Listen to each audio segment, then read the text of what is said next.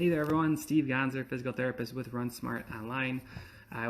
Monday's my long day with patients, so I figured I would, one of the greatest things about working with patients is I get so much content over and over and over again that I can bring back to you guys because I know a lot of us are making the same issues. So I wanted to talk to you guys about how to use planks in your routine. So just imagine for a second, I have a runner who came into the clinic this morning actually, and they're talking about all the core stuff that they're working on. They're working on their glute strength, they're working on their core strength by incorporating planks, and they made two main flaws. So a lot of people make these flaws when they work planking in their program, and make no mistake, planking is super useful if you are a runner, but here's what the runner did that was really making their planks useless. The first thing that they were doing is they were completely avoiding side planks, and this is pretty typical. A lot of people like to do the front planks. They think of their beach muscles. They like to focus on those. But as a runner, one of the best things you can do is work on muscle strength on the outside of your hips, the outside of your quote-unquote core, your abdomen. And when you do a side plank, this runner wasn't even doing them, you activate more glute. You're going to activate more strength around muscles that are really important for your running, but they're not often utilized. And when they're weak, they end up building up these huge imbalances. They end up slowing you down. They end up getting you hurt. So the first thing we did with this runner, she comes in, she's been working on her core strength, she's super excited, and then I shot her down saying, oh, if you're going to do planks, at least just do the side planks.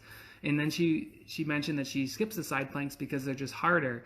And I think it's really important to know, like, the things that you are finding more difficult are probably the things that you should be doing because they're weaker areas. So focusing on side planks rather than front planks is really important for runners. By the way, before I forget, if you are unsure about how to work on your core strength, make sure you check out the link in this post. We have two programs that work really well. One is 60-second core. The other one is Basics Bootcamp. Two fantastic programs that put together to help with core strength. But for this runner, she was also making two other critical mistakes. The first one, which I mentioned, or actually it's not two other critical ones, she made two critical mistakes. The one was she was skipping her side planks. The other one is that she was really proud that she could hold a plank for a really long time. So I want to give you guys a quick anatomy lesson about holding planks for a really long time. When you hold something and you don't move, like there's no movement, it's called an isometric, meaning that when you're in that plank, you're not moving, you're contracting the abdominals with no movement. And when you do that, think of this, the easiest thing to do is kind of like if you take a rag and you wring it out and you just hold that ring position and you put it back in the water and bring it back out of the water, the rag's not going to absorb anything. It's not going to bring in new water. And this is very similar to holding a plank. Muscles need blood flow in and out. And when you starve them of blood flow, you can get really sore from it, but you can also damage them and ruin them. So when you're holding a plank for a really long time, think of it as taking those abdominal muscles, wringing the rag and holding it. Sure, it's going to burn, but more than likely it's burning because you're making it anoxic, meaning you're stripping of all the oxygen because the muscle's contracted. It needs pumping actions to get the blood in and out. So here's what I think you guys should know about planking. I don't care that you can hold it longer than a minute, and I'm going to actually break down, so stay on this real quick because I want to break down what you should do instead.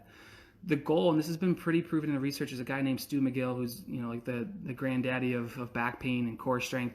And what his system is for improving your core strength is focusing on 1 minute holds. And you might realize that you're not strong enough to hold a 1 minute plank, so that's great. So let's talk about how you do that. You're going to include your front planks, you're going to include your side planks, but you're going to break down that minute. So if you think about, if you need to hold for 1 minute, you would do 6 at 10 seconds. 6 at 10 seconds would give you 1 minute. And when you get stronger, you say, okay, that's too easy. Let's go 4 at 15 seconds. There's your minute. That's too easy. You would scrap the other two. You go 3 at 20 seconds, and then 2 at 30 seconds, and then you're holding for 1 entire minute. Now, a lot of people get to that 1 minute, and they just, how long can I hold it? Because we're runners, and we think that if you just do more, it's just better and better and better. Instead of holding for longer than a minute, here's what you need to do. Think of core strength as your ability to stabilize your spine so that you can move these appendages, your legs, and run and do cool things. You need a nice stable spine. So when you get to that 1 minute hold on a front plank, on a side plank, anything like that, what I want you to start doing is thinking about transitioning away from the long holds. And instead, you want to go and start making things more dynamic or more unilateral. And what I mean by that is, imagine you're holding a front plank. I probably should have laid on the ground and did this for you, but imagine holding a front plank, and instead of just sitting there holding it for 3 minutes, hold it and pick up a leg. And when you pick up that leg, you're going to cause a force that is going to try to get everything to drop on one side. It's single-sided. What ends up happening is if you can fight and resist that, you're making it harder without having to hold longer, and you're actually doing more running-specific things. If you think about it, when you push off and running, you're going to be moving these appendages around. So hold your plank, pick up a leg. We call them bottle grabs. You can reach for a bottle with one arm. And when you do those reaches, very deliberate movements. You pick up the leg and you're super strong, holding that position, not letting nothing move. So you can go to the single leg lifts, and then you can also make it even a step harder for all you overachievers out there, and you can take it and make it dynamic. You can swing legs out to the side. You can work on what we call threading the needle. So imagine if you're holding a plank for a minute, you can reach underneath and reach out. I'm reaching out. That's another way to make it dynamic. But don't just sit there and hold your planks forever. You're starving your muscles of oxygen. You might get sore, but you're actually probably damaging it more than anything else, and that's only going to cause more problems. More than anything, the moral of this post, let me just break it down with you real quick if you just joined me. Don't skip your side planks. They are more important than your front planks as a runner.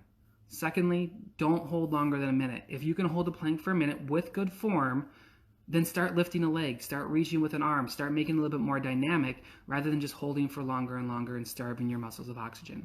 Now, if you want some help with your planking, go to the link in this post. You're looking for the 60-second core program where I actually lay out everything that you need to do to make that happen. And there's also a cool program called Basics Bootcamp that includes more balance and strength training overall for running. So hope this helps you. Hope you're not watching this patient from this morning, and I will talk to you guys soon. Have a great day. Bye-bye.